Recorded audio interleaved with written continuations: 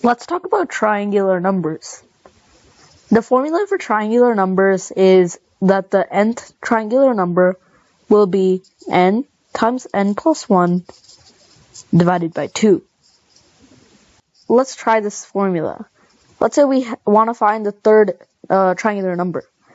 So the third triangular number will be 3 times 3 plus 1 divided by 2.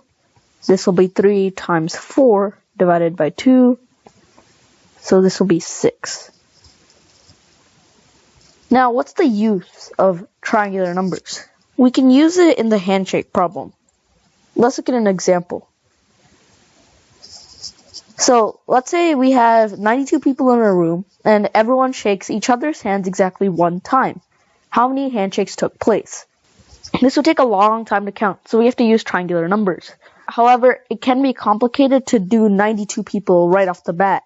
So let's try with 3 people. So let's say we have person 1, person 2, and this is person 3. So each of them shake each other's hands once. So these 2 people shake their hands once, these 2 people shake their hands once, and these 2 people shake their hands once. So there were 3 handshakes that took place.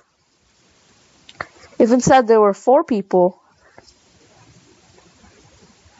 then there's 1 handshake there, 1 handshake there, 1 handshake there, 1 handshake there, then those 2 handshakes, and so that'll in total be 6 handshakes. Now, these 2 numbers, there's a pattern between them. 3 is the second triangular number, and 6 is the third triangular number. 2 times 3 divided by 2 is 3, and 3 times 4 divided by 2 is 6.